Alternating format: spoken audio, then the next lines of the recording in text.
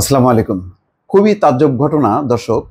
দুই ইসরায়েলি মন্ত্রীর উপর নিষেধাজ্ঞা দিয়েছে যুক্তরাজ্য সহ ৫ দেশ।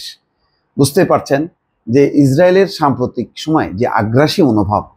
সবচেয়ে বড় কথা হলো যে গাজাবাসী যে পরিমাণ ক্ষুধার্ত, লক্ষ লক্ষ গাজাবাসীকে রীতিমতো জিম্মি করে রাখা এবং যেই ত্রাণ সংস্থাগুলো গেছে আন্তর্জাতিক, তাদেরকে ত্রাণ বিতরণে পর্যন্ত সহযোগিতা করার বদলে ত্রাণ নিতে আসা ক্ষুধার্ত গাজাবাসীকে গুলি করে তারা মারছে।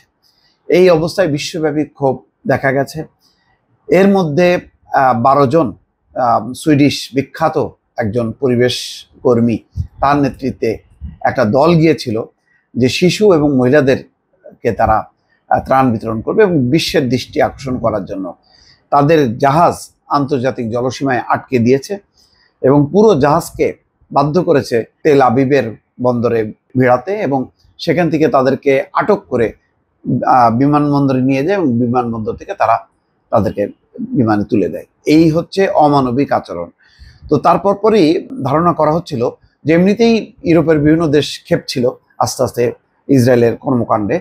আজকে তার চূড়ান্ত বহিঃপ্রকাশ দেখা গেল যে দুই ইসরায়েলি মন্ত্রীর উপর নিষেধাজ্ঞা দিয়েছে যুক্তরাজ্য সহ ৫ দেশ। এই খবরে বলা হচ্ছে অতি ডানপন্থী ইসরায়েলি দুই মন্ত্রীর উপর নিষেধাজ্ঞা জারি করেছে যুক্তরাজ্য সহ ৫ দেশ। অধিকৃত পশ্চিম তীরে ফিলিস্তিনি সম্প্রদায়ের বিরুদ্ধে বারবার সহিংসতার উস্কানি দেওয়ার অভিযোগে তাদের বিরুদ্ধে এই সিদ্ধান্ত নেওয়া হয়েছে।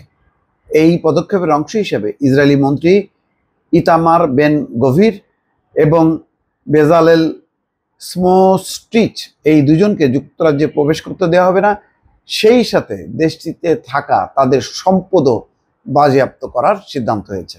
অস্ট্রেলিয়া, নরওয়ে, কানাডা এবং নিউজিল্যান্ডের সাথে যৌথভাবে এই পদক্ষেপ নেওয়া হয়েছে। তার মানে ইউরোপের দেশের বাইরে অস্ট্রেলিয়াও এর সাথে যুক্ত হলো, যা মঙ্গলবার ঘোষণা করা হয়। এই পদক্ষেপের জবাবে ইসরায়েল বলেছে নির্বাচিত প্রতিনিধি এবং সরকারের সদস্যদের বিরুদ্ধে এই ধরনের ব্যবস্থা গ্রহণ অত্যন্ত নিন্দনীয়। যুক্তরাষ্ট্রের পররাষ্ট্রমন্ত্রী ডেভিড ল্যামি বলেছেন ইসরায়েলের অর্থমন্ত্রী স্ট্রমিচ এবং জাতীয় নিরাপত্তা মন্ত্রী বেন গভির চরম সহিংসতা এবং ফিলিস্তিনিদের মানবাধিকারের গুরুতর অপব্যবহারের সুযোগকে উস্কে দিয়েছেন। এদিকে যুক্তরাজ্যের এই পদক্ষেপের নিন্দা জানিয়েছেন মার্কিন পররাষ্ট্রমন্ত্রী মার্কো রুবিও। তিনি এক্সে লিখেছেন, এই নিষেধাজ্ঞা যুদ্ধবিরতি কার্যকর করার মাধ্যমে সব জিম্মিকে দেশে ফিরিয়ে আনা এবং যুদ্ধ শেষ করার জন্য মার্কিন প্রচেষ্টাকে সমর্থন করে না। কি প্রচেষ্টা সমর্থন? সমস্ত মানুষ না খেয়ে মারা যাচ্ছে, প্রতিদিন ১০০-১৫০ করে মারা যাচ্ছে। তারপরে কি প্রচেষ্টা? কার্যকর কোনো চাপ ইসরায়েলের উপর আছে আমেরিকার? তিনি দেশগুলোকে নিষেধাজ্ঞা প্রত্যাহারের আহ্বান জানিয়ে বলেন আমেরিকা ইসরায়েলের সাথে কাঁধে কাঁধ মিলিয়ে দাঁড়িয়ে আছে এবং এই উস্কানিতেই কিন্তু ইসরায়েল সমস্ত কর্মকাণ্ডগুলো করছে। বিবিসির সাথে এক সাক্ষাৎকারে এই সিদ্ধান্তকে আশ্চর্যজনক বলে বর্ণনা করেছেন ইসরায়েলে নিযুক্ত মার্কিন রাষ্ট্রদূত মাইক হাকাবিও।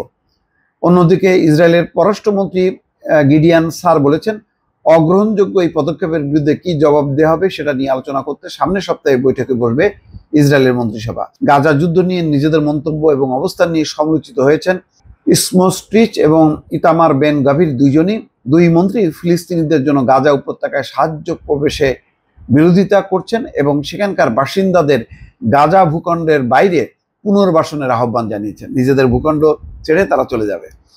যুক্তরাষ্ট্রের পররাষ্ট্র দপ্তর বলছে উগ্র ইসরায়েলি বসতি স্থাপনকারীদের মাধ্যমে তীব্র সহিংসতার শিকার হচ্ছে পশ্চিম তীরের ফিলিস্তিনি সম্প্রদায়, যা ফিলিস্তিন রাষ্ট্রের ভবিষ্যৎকেও ক্ষতিগ্রস্ত করছে। সেখানে বলা হয় এ কারণেই আন্তর্জাতিক প্রতিক্রিয়া জোরদার করতে অস্ট্রেলিয়া, কানাডা, নিউজিল্যান্ড এবং নরওয়ের সঙ্গে যুক্ত হয়েছে যুক্তরাজ্য। যুক্তরাষ্ট্রের পররাষ্ট্রমন্ত্রী ডেভিড ল্যামি বলেছেন আমরা গাজায় তাৎক্ষণিক যুদ্ধবিরতি, হামাসের হাতে জিম্মি থাকা বন্দীদের অবিলম্বে মুক্তি, সাহায্য বৃদ্ধি এবং দ্বিরাষ্ট্রীয় সমাধানের পথ তৈরির জন্য চেষ্টা চালিয়ে যাব। পররাষ্ট্র দপ্তর আরও জানিয়েছে এই 5টি দেশ এই বিষয়ে স্পষ্ট যে পশ্চিম তীরে ফিলিস্তিনিদের উপর ইসরায়েলি বসতি স্থাপনকারীদের ধারাবাহিক সহিংসতা এবং ভয় দেখানোর চেষ্টা অবশ্যই বন্ধ করতে হবে।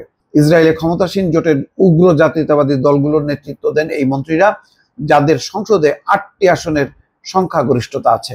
ইতামার বেন গাভিরের ইহুদি শক্তি দল, যার 6টি আসন, এবং স্মোট্রিচের জায়োনিজম দলের 7টি আসন, যাদের সমর্থনে এই সরকার টিকে থাকার জন্য গুরুত্বপূর্ণ, এবং এরাই এই সরকারকে প্রভাবিত করছে এবং যুদ্ধ, সহিংসতা, মানে ত্রাণ বিতরণের বাধা সব কিছু করা হচ্ছে। সুতরাং খুবই একটা যৌক্তিক পদক্ষেপ নিয়েছে এই দেশগুলো, এবং এর সাথে যদি আরও দেশগুলো যুক্ত হয়, ইসরায়েলের উপর নিঃসন্দেহে একটি চাপ তৈরি হবে। দর্শক, ভালো থাকবেন। আল্লাহ হাফেজ।